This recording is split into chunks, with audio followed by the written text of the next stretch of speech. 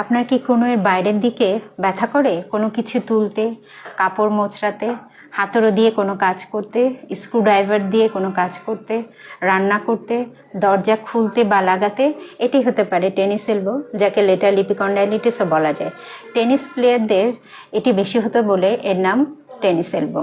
আসসালামু আলাইকুম, আমি লায়লা মমতাজ, ফিজিওথেরাপি কনসালটেন্ট। আজ আমরা কথা বলবো টেনিস এলবো নিয়ে এবং এর কিভাবে আমরা বাসায় টেনিস এলবোটাকে সমাধান করতে পারি। টেনিস এলবো কি? টেনিস এলবো হলো টেন্ডনজনিত ব্যথা। আমাদের কনুইয়ের বাইরের দিকে একটু উঁচু হাড় আছে, যেটাকে বলে লেটার লিপিকন্ডাইল। এই লেটার লিপিকন্ডাইলে থাকে কমন এক্সটেন্সর টেন্ডন। আমরা যখন কবজি এবং আঙ্গুলের বাইরের দিকে মুভমেন্ট বেশি করি, তখন এই কমন এক্সটেন্সর টেন্ডনে মাইক্রোটমা হয় এবং টেনিস এলবো তৈরি হয়। আমরা বাসাতে কিভাবে বুঝবো আমার টেনিস এলবো হয়েছে? প্রথমেই আমরা কনুইয়ের বাইরের দিকে হালকা চাপ দিয়ে দেখবো ব্যথা আছে কিনা, কোনো কাজ করতে গেলে কনুইয়ে ব্যথা করে কিনা। একটা ছোট টেস্ট, কোজেন টেস্ট করে বুঝতে পারি যে এটা টেনিস এলবো।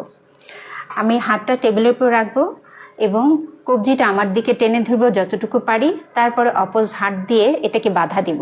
যদি দেখা যায় যে কনুইতে ব্যথা পাচ্ছি, তাহলে বুঝবো যে এটা টেনিস এলবো। বাসাতে আমরা কিভাবে টেনিস এলবো থেকে মুক্তি পেতে পারি?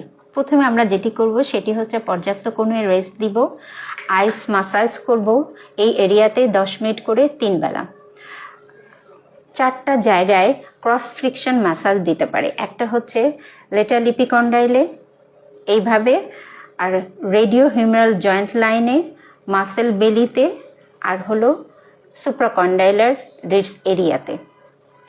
আমরা টেনিস এলবোর একটা ব্রেস্ট পাওয়া যায় সাপোর্ট, সেটি ব্যবহার করব জয়েন্ট লাইন থেকে 2 ফিঙ্গার নিচে কাজের সময়।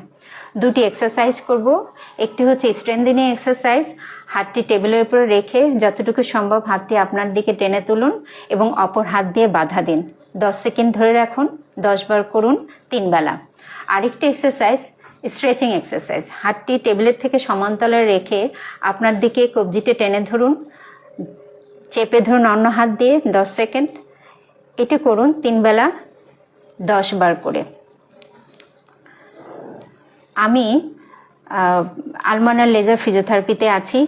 যদি দেখেন ব্যথাটা না কমে, তাহলে আমার সাথে যোগাযোগ করতে পারেন বা আপনার আশেপাশে যে কোনো ফিজিওথেরাপি সেন্টারে যেয়ে কথা বলতে পারেন আপনার এই রোগটি সম্বন্ধে, ট্রিটমেন্ট নেবেন, ভালো থাকবেন। আজ এই পর্যন্ত, দেখা হবে অন্য একদিন। আল্লাহ হাফেজ।